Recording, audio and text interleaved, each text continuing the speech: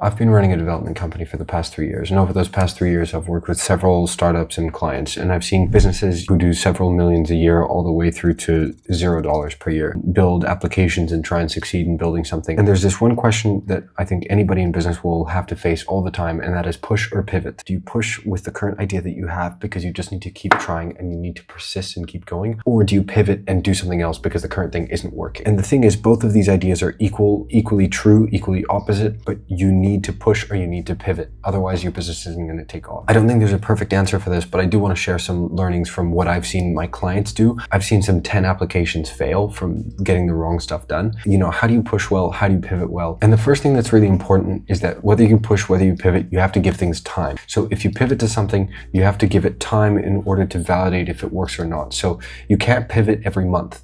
You're never going to leave it enough time to actually figure it out. Any pivot cannot take place within another pivot, let's say over the course of 3 to 6 months. Like you can't have two pivots within a really short window, because otherwise you didn't even validate, you didn't even properly test something in the first place. The second really key lesson is you have to learn to validate well. If you don't validate properly, you might be pushing on something that really doesn't work, and you're going to waste a lot of time and resources doing that. And I've seen a lot of clients do very poorly because of this main problem, which is whether you push or whether you pivot, if you're pushing, the main thing you have to be pushing for is validation fast. And validation of a market means getting customers, getting paying customers. And so this is going to change obviously depending on your market and what you're selling. But essentially you want to see whether people will put money down for your product or service. And if that's not the case, then you haven't found product market fit. And there's two pieces of product market fit. There's the market that you're after and there's the product that you're making. So either the product that you're making is fundamentally useless, or the market that you're after is the wrong one. If I try and sell a Ferrari to a 5-year-old who can't drive, that's not a good market to go after. They don't have money, they don't have the expertise, they don't even value maybe that Ferrari as much as I do. And so that's not going to take me very far. But if I sell those Ferraris to car collectors, it's going to do very well. And so the product there isn't the problem. But you have two axes which you can pivot on, and that is essentially the kind of the product or the market, if you want to think about it that way. And so you have to test different things. Generally, when it comes to validating something, the main thing that you need to do is get marketing right, because marketing is what you use as a tool to validate problems. Because you need to get to a bunch of customers, speak to them, and ask them, would you put money into this thing or not? That is a marketing job. It's not a product. So the thing that people don't understand is you can validate with a basic prototype of a product, but building out more of your product side is not going to validate your idea. If you're in this question of push or pivot, building something totally different isn't the thing that's going to solve your problems. It's going to the market and asking them, am I solving your problems by doing this particular thing? Like if I show you this application, make a demo, make an HTML demo, something that you can click around with like Figma or something, but don't actually make the backend. Don't invest into building something that you haven't tested out in the market first, unless you are the demographic,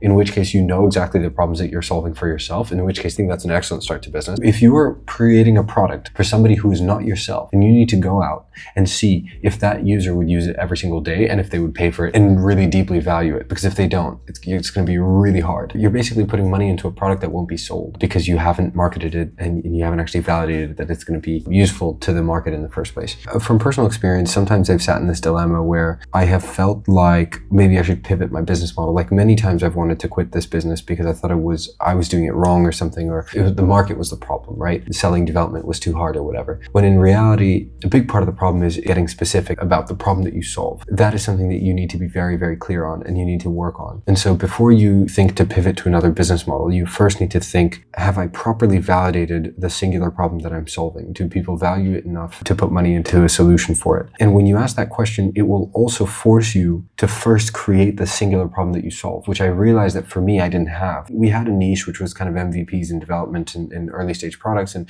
that's still what our bread and butter. But the main thing that I'm after in 2025 is getting specific about the problem that we solve as opposed to just the skill set that we can provide. Essentially what I've been selling so far, development hours, so man hours, and that space is incredibly competitive. It's what's called a red ocean. So it's full of existing companies. And sure, I can sit there and I can play there and make a little bit of money. But if you really want to get very far, I think you have to be very highly valuable to somebody specific. specific and you want to validate kind of the problem that you're solving as a company. And I failed to do that because I just focused on kind of selling this skill set. I didn't really focus on the specific problem. We just kind of provided this skill set to anybody who wanted it, really. When I felt the need to push or pivot, what I really needed to be asking was, have I validated a problem specifically enough? And is this market one in which I can grow as fast as I want? And that has been really useful. If I had changed to another business model, I think that would have been a massive mistake, because I needed to push through that discomfort and kind of just deal with it. And I needed to push through that to start to see the things that I see now and really just dedicate my time to figuring this out. Whereas before, I'd spend a lot of time on fulfillment. It would eat up a lot of my time, but it kept my company afloat and it made me good money. And so that's what I kept doing. But you need to dedicate time to the marketing and to the marketing and the validation of a business problem that you're going to try and solve and tackle. If you get really specific, I think you can get incredibly far. Anyway, this is a big reflection for me over the past 3 to 6 months that I've just been focused a lot on. Sometimes I wish I grew faster, but the reality is the reason I didn't was because I was fulfilling and I was stuck in fulfillment because I needed to be honest. In many ways, I mean, that's the biggest challenge of a small business owner, is that you have very, very limited resources. And especially when you're running a ship that's you and a couple of the guys, you don't have the luxury of being able to hand off that fulfillment work all the time. And I got too stuck into it and I didn't force myself to carve out enough time. I wasn't cognizant of what I was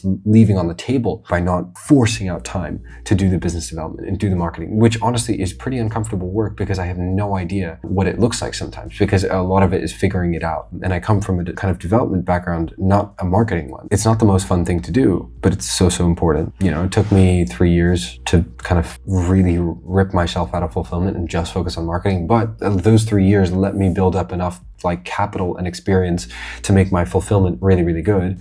And I have a team that handles it. I do have certain advantages now, which I only got just because I focused a lot on fulfillment. And so that's okay. I don't have any problems with it. I'll end the video with one last kind of key lesson I would say is, when you're thinking of pivoting, always try and think of where you can take your existing skill set and apply it. Do not pivot into something totally new, because there's a switching cost every single time you change your focus. When you switch into something else, if you don't take any of what the skill set that you built in your current business, if you don't take any of that, you're going to move to the next business and you're going to hit the same plateau, and you're just going to go through, the time that it takes to get up to where you were. It's a waste of resources, essentially. If I had started a marketing agency, I would be way further back than I am now, because I didn't know about marketing, and it would have slowed me down. All the fulfillment work that I had been doing in development and learning about how to take better care of clients and all that stuff, it would only have transferred maybe 50 or 25%, the lessons that I had learned. It's just a waste. And so when you're thinking about pivoting, leverage as much as you can of the existing skill set that you have. Don't throw that out the window. Anyway, those are some somewhat scattered lessons about pushing or pivoting that I've just observed over my clients and my own experience over the past couple of years. But yeah, feel free to let me know if you have any questions below.